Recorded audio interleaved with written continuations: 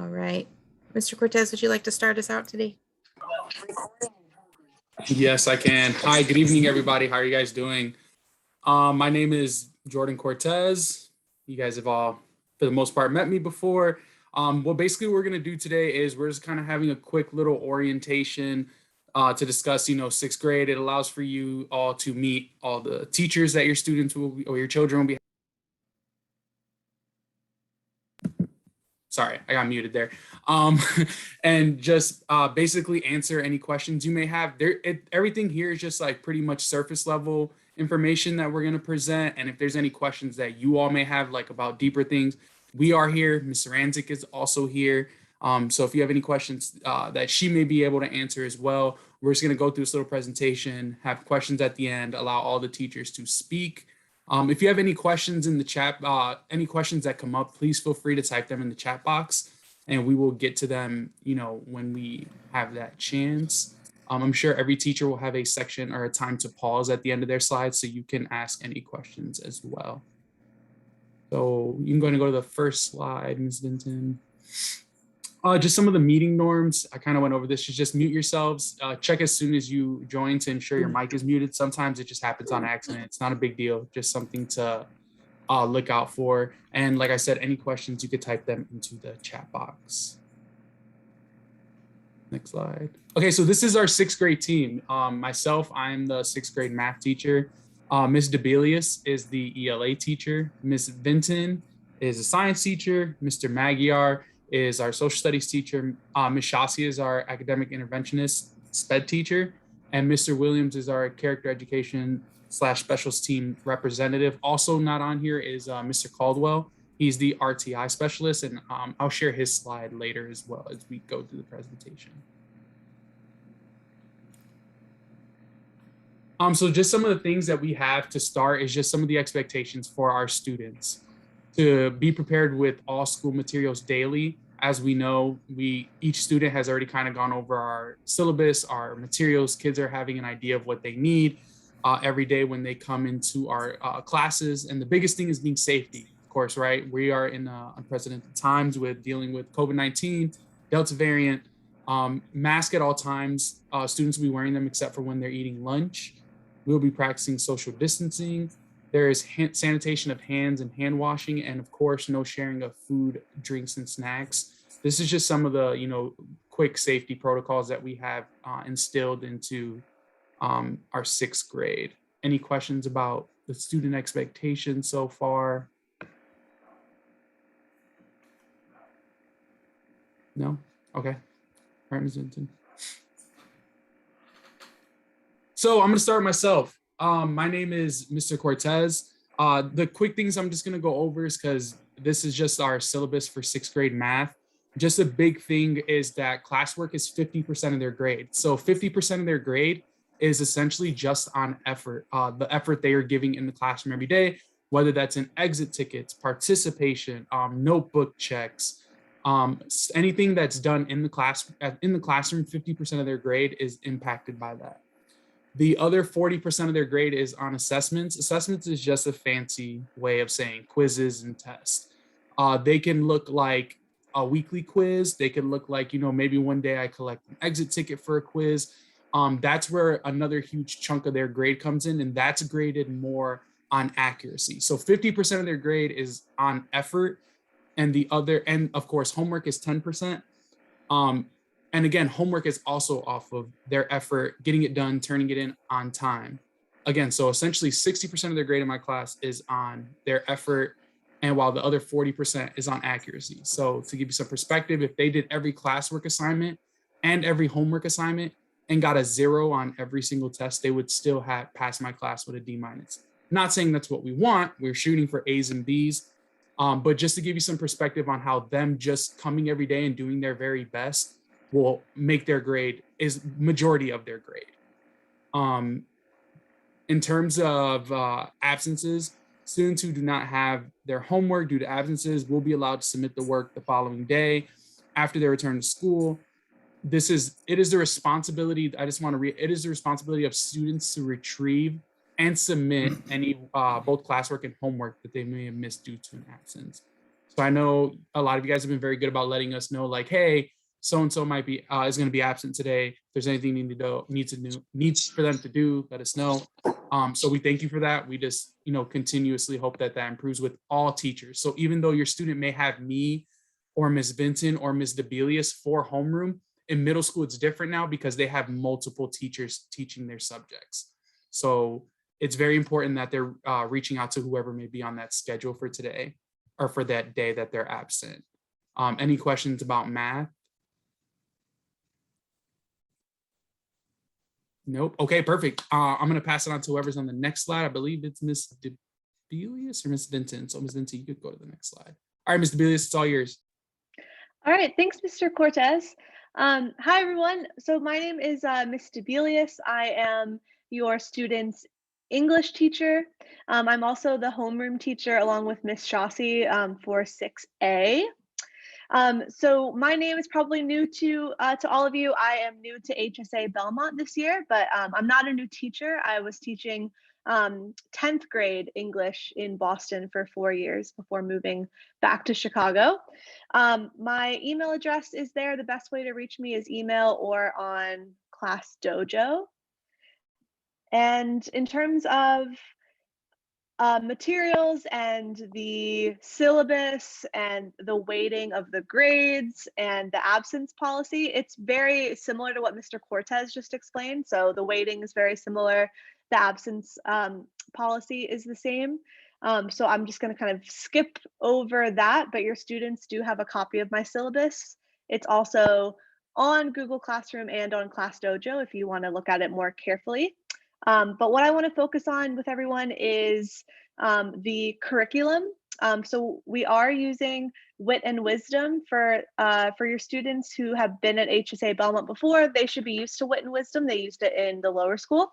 So we're going to continue with that in the middle school this year. We just started our first module, which is about focusing on the Great Depression. We had a really good conversation with the students today about that. In terms of my expectations from the students, they're listed there toward the bottom. So want to make sure the students are kind to one another, that they're working hard, they're making good choices, not making excuses, and that they're being safe, of course. I also am really encouraging the students to do some additional reading beyond what I assign them. So we have a really wonderful library in the classroom, and students are welcome to and encouraged to borrow books, check out books, read on their own. It's always an option I give them if they finish work early. They can take the books home with them to read. And a lot of them have been taking advantage of that already, which has been great. So definitely encouraging them to do that. So whenever they ask me how to become better readers, how to become better thinkers, how to become better students, the answer I always give is to read more. So we can be better readers, we can be better spellers, we can be better writers the more we read. And there's a great variety of books in the classroom. So if you can help me encourage the students to read in their free time, I would certainly appreciate it. And like I mentioned before, I am also the 6A homeroom teacher along with Miss Shossi. Are there any specific ELA or English questions that I can answer for anyone?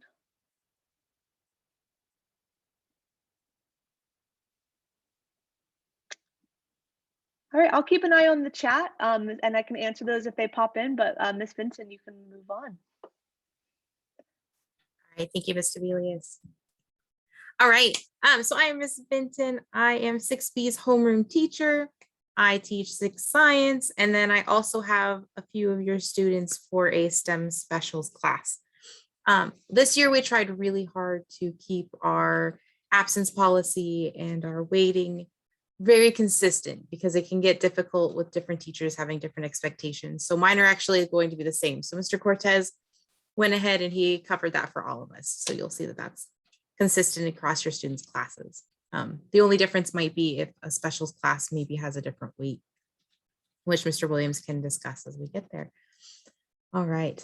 So I really try hard to create a classroom with a culture of respect and kindness. And so that's really the big part for me. Are we being kind? Are we making sure we can all learn? Because if we don't feel safe to make mistakes, then we're not going to say anything and we're not going to be learning. And science is all about those making mistakes and learning from them. So with that, a lot of that is participating in class, trying our best, seeing what we know so we can build on that knowledge, which we can then tie our science and our knowledge into real life experiences and how we can apply that knowledge to the life that we're living, because science in a book to me means nothing. The science to learn about the world around us means everything. So that's really my major goal for this year, is to really tie and ground our learning into life experiences. As far as materials go, they're pretty consistent as well. Pen, pencil, a composition notebook that we've been using quite a bit already, and then just colored pencils. One thing to remind our students, most of us have turned in our lab safety contract. I do still have a few students who have not. So if you have not seen that, please ask your student for it. If they need a new copy, I'm more than willing to give them another one, but I do need to get those in so that next week we can start doing those lab experiments. And then I am available Class Dojo. I post pretty frequently, or my email, just vinton@hsabelmont.org. So it's been awesome seeing you guys all. I've recognized some families, it feels like others not so much, but I'm looking forward to getting to know you more this year. Right? Are there any questions for me?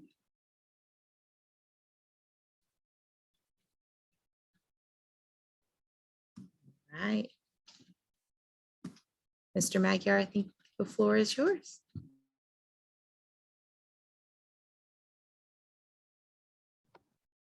Oh, we can't hear you, Mr. Magyar.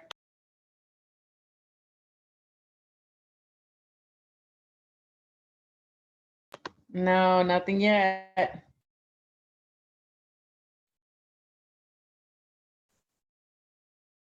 Maybe let's go to the next slide until Mr. Magyar gets his audio going.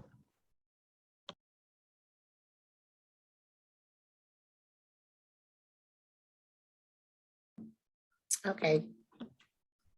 Good evening, everyone. Right, good evening, everyone. Again, my name is Ms. Shasi, and I am the academic interventionist and special education teacher for our 6th grade scholars.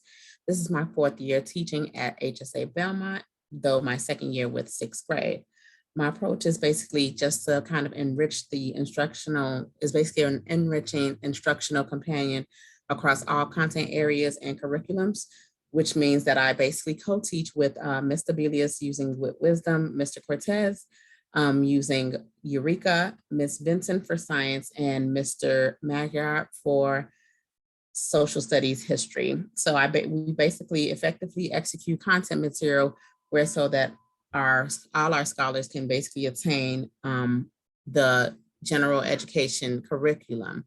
So I basically modify and accommodate our diverse learners as well as our struggling learners. So as you all know, despite all obstacles, it takes a village to raise and to educate a child.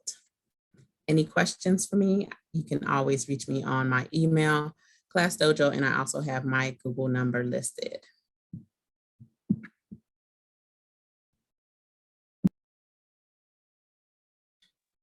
All right, Mr. Magyar, are we back, or do we need to move to the next one? Test, does it work? There we go. Yep. Cool. All right. Yeah, sorry about that. I guess there was something wrong with the microphone. All right, if you want to just go back on the slide. Hi, guys. So once again, this is my name is Michael Magyar. This is my 1st year teaching. I just moved here from Florida, did all my school there, and I'll be doing 6th grade social studies. So with all 6A, 6A, or 6B, and 6C. It's been a really fun last couple of weeks. As far as standards and stuff go, making sure kids have notebook, paper, Chromebooks, similar across the board as far as other classes go. As far as what the class is like, as long as the kids put the effort in, they're going to do well. I'm not big on kids, remembering dates from the 1700s that might not be relevant to them. My biggest emphasis for this year is making social studies and history relevant to their lives. So the last couple of weeks, we've been learning more about Chicago specifically, because I think it's really important that they know where they're living and their communities specifically. So I just want to make things as relevant as possible, and we're going to do that throughout the year in everything we're learning. Does anyone have any questions regarding social studies? All right. Just move. Oh, yeah, your son Kingston. I've definitely talked with him about Florida. Welcome. Yeah, your son is great.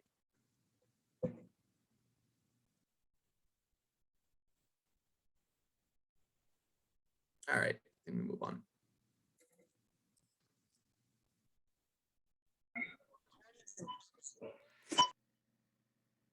All right. Good evening, everyone. So good to see some familiar last names from the students that we've been interacting with thus far this year. I'm Mr. Williams, along with Mr. Putman. We both teach middle school character education. So that means that between Mr. Putman and myself, we have all of the students in middle school, and all of them are exposed to character education. One of the things that we try to do in character education is just to try to build skills around good citizenship. So whether we're talking about our school, whether we're talking about the community, or whether we're talking about families, we try to build that good citizenship so that students have ground rules that they can always hearken back to so that they know what good choices look like and what good choices mean to them throughout their lives. So that's one of the things that we try to do, or that's overall what we try to do. Kind of our approach in character education is the 6 values that we have here at HSA Belmont. Those values are here on the slide. Your students may come home talking about some of those values. Hopefully they will. Respect, responsibility, integrity, courage, curiosity, and effort are 6 values that we promote at HSA Belmont. And then the curriculum, we try to do a mix of the character building along with executive functioning as well. So when you see time management here on the slide, that's some of that executive functioning. Sometimes we'll kind of, based on what the other teachers are saying, some of the skills that students need to perform well in some of the core classes, we'll kind of go into maybe teaching kids how to utilize Google Classroom effectively, making sure that they can turn in their work, utilizing their calendars effectively, to-do list, all of those things so that they can be prepared for middle school, but also on in the high school as well. And then if somebody can move the slide for me. Before you move the slide, just at the bottom here, you'll notice that half of the percentage, or the percentage of the grade, is both classroom work and homework. A lot of times in character education, whatever the students don't finish in class, and we make it a point to have them finish, or to give them plenty of time to finish their work in class, but whatever they don't finish becomes homework. So it's kind of a motivation to keep students focused in the classroom. And so that's why we kind of utilize the grading system that you see at the bottom of this slide here. You can, if somebody can go on to the next slide, I'd appreciate it. So I just wanted to touch on all of the specials that your students, children, will be enrolled in this year. So coding is one of them. Students have probably talked about having classes in coding with Mr. Tufant, along with Mr. Ben. One of the things that we've done, and I believe this is, well, I know that when we were virtual, students didn't have as much exposure to coding as they do now. We brought on Mr. Ben, who is a second teacher. Before it was Mr. Tufant, who was handling everything in coding. Now Mr. Ben has joined. And so now those classes, students are exposed to coding 4 times a week, given the fact that that's such a huge opportunity in our world today. We also have art and music. Miss Choi, which I'm sure you all are familiar with because she's also handled some of the other grades as well. So Miss Choi handles some of the middle school in terms of art, and Teacher Adrici handles music. She's new to our school, but with a lot of excitement, a lot of spunk, and she's looking forward to doing some great things in music with your children, with our students. And then there's Miss Traxel, who is our Spanish teacher, new to HSA Belmont as well. And she has the 6th through 8th graders. You see that she's 2 times a week is the exposure that students have to Spanish. And so we look forward to some great things, especially from those students who don't know Spanish. We look forward to them being able to speak another language with the expertise of Ms. Traxel. And then, of course, there's physical education. This is a big part of HSA Belmont. Some of the goals and objectives that Coach Tate wanted me to share with you all to become physically fit and literate individuals, to exercise and be physically active on a daily basis, to learn the importance of healthy living and eating, and to develop teamwork and leadership skills, and overall to have fun. As you all may know, Coach Tate looks forward to those students doing some type of physical exercise every single class period, pretty much every single day. I co-hosted some of his virtual classes last year where students were putting their exercises on Flipgrid. And so I know that he's excited about the students being in front of him, as all of us are as well. And if you can move to the next slide, there is a slide from one of the coding teachers, Mr. Tufant. He told me to make sure that I shared with you that the images that you see from the program, so this first image here is from Tinker, and then the other one is cyber robotics. These are just some of the images that the students will be programming behind the scenes to create animation with some of these images. So truly a fun class for many students, as it fits right in their wheelhouse of what they are probably doing at home as well. And if we can go to, I think that's, do I have another slide in here? I think that's it. Are there any questions before we talk about Mr. Cortez introduces Mr. Caldwell? Any questions in terms of character education or any of the specials that I've talked about?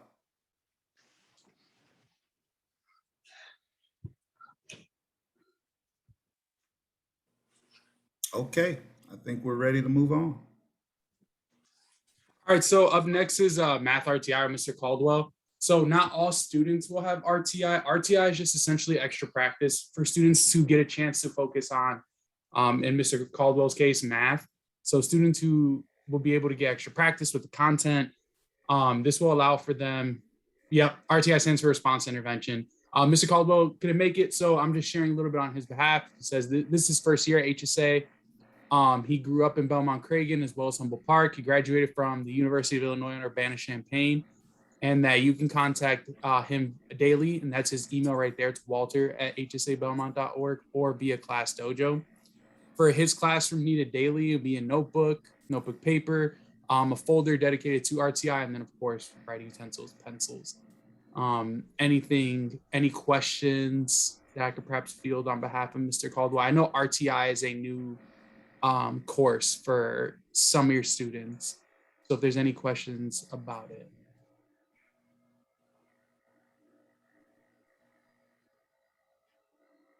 All right, I think we're good. Yes. Hi, my turn, guys. Hi, everyone. I just want to say thank you all for joining us tonight. I do see some familiar faces. Some parents, guardians don't know who I am, which is totally okay. So I am one of the assistant principals for middle school. Mr. Kano, who is the picture that you see, he couldn't be with us today, but we both are on the 3rd floor. That's where a majority of the middle school classes are. We're both there on the 3rd floor. We're sort of like the mom and dad upstairs. Before I talk about some of the updates pertaining to middle school, I just want to mention that, 6th grade is sort of a weird year because it's a transitional year from elementary to middle school. So what we find is a lot of 6th graders have a hard time adjusting because they go from, having, not as many teachers to having many teachers. So the amount of responsibility increases, which is normal, right? So it takes time for some students to adjust. So like what Mr. Williams was talking about, that executive function, that organization piece is something that we see a lot of students struggling. One thing that we do work towards is really helping students find their way of organizing themselves. And one thing that I can suggest for all of you guys at home is to help with that piece. Ask your child what they did for the day, look at their book bags, check to see that it's organized. Paper should not be all over the place. We should have folders. Another thing that I want to stress is in middle school, the responsibility increases for the student, right? We run a pretty tight ship in middle school, and there's a couple of reasons for that. We want to make sure that when they leave from HSA Belmont, they leave ready. They leave high school ready. I cannot tell you how amazing of a feeling it is when we have all of our alumni come back telling us that they're getting A's and they're getting, they're in honor rolls and, they're staying away from, the discipline system and they don't have any referrals. And that's what we're so proud of, right? Those are the fruits of our labor. And so, there's going to be some days where your child might come home and say they do too much, but yeah, we do too much. And that's because we're doing it for them. We're doing it for the babies. So the last thing that I want to say before we move forward is parents, guardians, and school must be working together in order to make this possible. Like the communication and the bridge between school and home has to be synchronous in order for the child to be successful. So with that being said, please communicate. If you're unsure of something, ask. I have my email here, Mr. Connell's email here. If you're unsure of something, if there's something going on that we should know of, please make sure you reach out to us because like Ms. Shasi just said, it really does take a village to raise a child. And these are our babies too. I'm just putting it out there. All right, we can go ahead to go on to the next slide. So some updates pertaining to middle school. So uniforms, we're gonna start cracking down on uniforms. Actually, before I go forward, you might see some familiar faces here. This is a shout out to one of our teachers, Mr. Johnson, who took a lot of these pictures. So I hope it brings a smile to your face. So like I said, starting Monday, we're really gonna crack down on uniforms. Now, some of you guys are saying, wait, we didn't get our uniform yet. We get it. There is a back order with the uniforms, but we're gonna start enforcing that your child has a solid color basic shirt on or a polo shirt. We prefer either red or blue. So if it's not HSA, that's fine, as long as it's a solid color polo or t-shirt. For the bottoms, khaki pants or shorts or joggers. Joggers really are for PE days only. We don't want sweatpants every day, right? No hoodies or jackets wrapped around the waist. We want to all look neat, organized. Teachers come with a professional look. We expect students to come with a professional look. We have high expectations at HSA. Another thing is phones.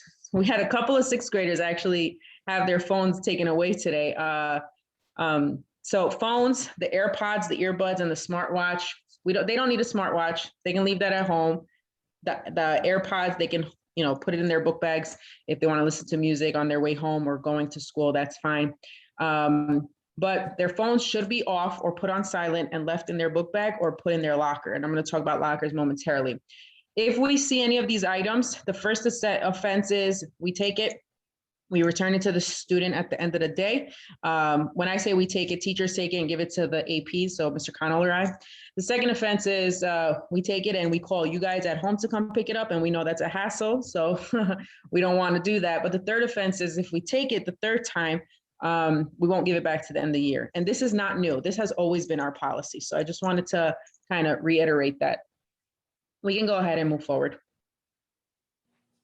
So when it comes to lockers, have your child get a lock, okay? If the student stores their cell phone or whatever the case may be and it gets stolen, we'll try our best to figure out who took it, but really a lot of the times, 9 out of 10 of the times, we can't find the perpetrator. So the best way to avoid all that is to get a lock. Water bottle.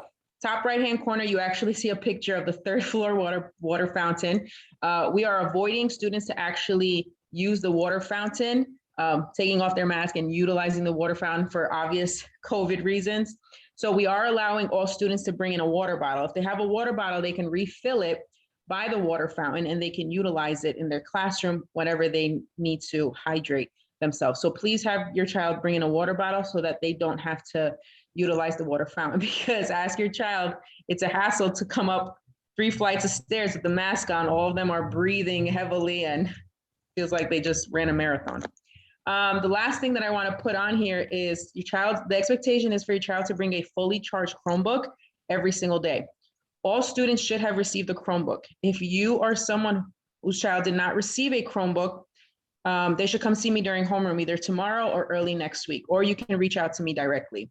Some parents have also said, well, my charger is not working. Let us know. We'll also help you out with those chargers as well, okay? But please make sure that your child has their Chromebook fully charged so that they come to school with a fully charged Chromebook and we don't have to search around for a new Chromebook for your child. We can go next. And that's a wrap. That's about it. So let me see if we have any questions. We don't have any questions. Oh, Ms. Betts. Ms. Betts has a question, I think. Come on, Ms. Betts. Good evening, everybody. It's a Hey. pleasure to see you all. I'm so happy that school's back in, but I'm really not happy with the situation that occurred the other day. But me and my young lady, we talked and we on a different page now. So we Mhm. talked on the same page you all are. But today, when I was at the school, I seen something that I wasn't happy with. I seen that the gym class coming out of the gym going outside and they all was bunched up together. I have a problem with that because I thought that they were supposed to be in spacing out. I was trying to wonder where this noise is coming from. So There are you you talking go. about So them coming from outside going inside or just lining up? they're going, excuse me for 1 minute. She gave you the look, guys. Okay, they was going outside from the gym, going Like outside. lining up. They was going out the door in twos and in bunches. Yeah. So according to CDC guidelines, close contact is in close proximity, so 3 feet or less, in less than 15 minutes. So if they're lining up transitioning and it doesn't take 15 minutes, and that's not considered close contact. So we emphasize that within the classroom, they are separated. There is this 3 feet distance because it's inevitable to keep that distance throughout the whole school day. Like students are going to transition, they're going to be next to one another, but we are fully enforcing that students are wearing their masks properly. Okay, Yeah. So rest assured, we're doing our best to follow the CDC guidelines when it comes to social distancing and mask etiquette. I appreciate it very much. Absolutely. You know, my heart was doing this here. Oh, of course, I get it. It's scary times. I get it, Ms. Betts. I get it. All right, guys, I'll see you Alrighty. soon. Take it I'm easy. joining the parent thing again this year, so I'll be seeing. Awesome. All right, All so right, I think we have Mr. Cruz who has a question, and then Tiara, I think, has a question. Go ahead, Mr. Yes. Hi, my name is Jose, and Hi. my son David is his first time, and he's a 6th grader. Yes, awesome. Welcome. So I just got a little concern. So my concern is going to be the bullying. How will you deal with bullying in your school? Yeah, so go ahead. I'm sorry. I thought that was the end of your question. Go ahead. And the second question will be, because David got an IP, I'm not sure who's going to be the one calling us to talk about David's situation and stuff like that. So that's my only 2 questions I got. Sure. So I'll answer your first question, and then the second question, I'll transfer it over to Ms. Shasi. So the first question, bullying, we don't take it lightly. We do not take bullying lightly. The number one thing that I'm going to say is we need to be aware of it. So if David sees that there's something going on, he needs to speak up, right? So that's a skill that we're trying to make sure that we teach the students, is to speak up when they see that something is wrong, right? And to advocate for themselves. So have him reach out to either one of his teachers, or he can come speak directly to myself or Mr. Cano, and we can definitely tackle it. Because if we don't know about it, then we won't be able to help him out. But that's something that depending on the situation, we have an intervention process in place, and we do take it very seriously. So I'm really glad that you brought that up. And your second question, Ms. Shasi, you want to talk a little bit about that? Yes, good evening, Mr. Cruz. So I am the 6th grade special ed teacher. And so David, of course, is in homeroom with 6A, which is Mr. Belius and I. So I am with him basically in just about every content area, just about every class. And so when his IEP evaluation comes around, of course, you'll definitely know. I met Mom last week, and she does have my personal phone number. Okay. Thank you so much. Very welcome, sir. And you know, and Mr. Cruz, just wanted to say, just to kind of piggyback off of what Ms. Sarancic said, in character education, we do talk about bullying as a preventive measure, probably not as specific when a child is bullied, but we do put some preventive measures in place, or at least talk about some of the ground rules and respect for one another as a preventative mechanism toward bullying as well. And welcome aboard to the family. Ms. Tiara? Good evening, everyone. I am E-Money Patton's mom. My name is Tiara. Good seeing all you guys. I don't know if I met a lot of you, but I did have another child that was in HSA before. But my question is, my child basically stated that a lot of the students are gone.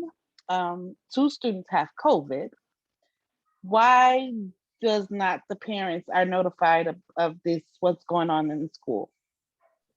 I'll go ahead and answer that. So again, everything that we do according to the CDC guidelines and the Illinois Department of Health regulations. So we have notified all the parents that there was a contact, As soon as we found out that there is a contact, we notify the parents saying that there is an individual at the school that was tested positive.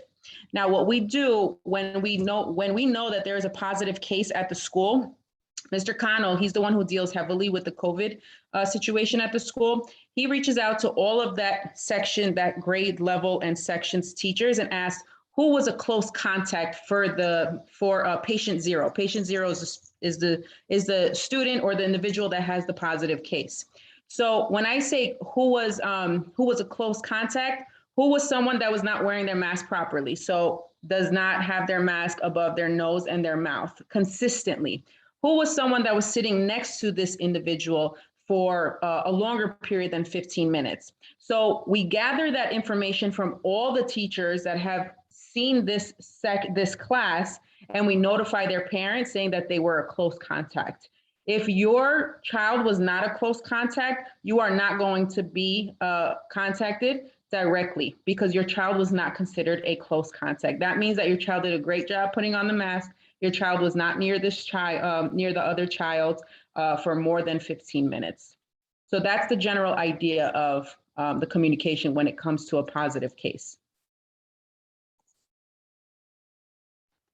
Okay, just wondering. Thank you. Yeah, absolutely. Thank you for the question. All right, I'm going to run. I have to go on to 7th grade, but if anybody has any other questions pertaining to COVID or anything like that, you guys have my email. And like I said, this recording and this PowerPoint will be shared. So you guys are in very good hands. The 6th grade team is phenomenal. So I'm going to leave it to them. Before you leave, there's one last COVID question I was hoping you could address in the chat. Oh, yes.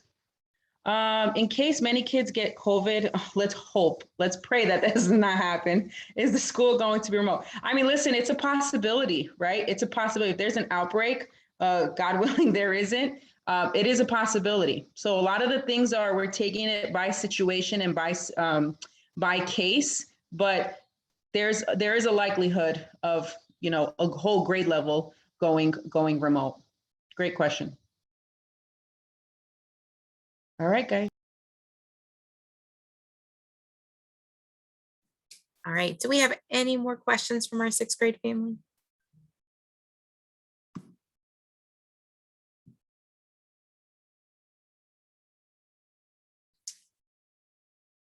All right, if there are no more questions, feel free to contact any of your teachers, any of your admin. We are all here to help this be a successful year. We understand that there are a lot of questions. We're here to help. But if there's nothing further, have a wonderful rest of your evening. And thank you so much for coming.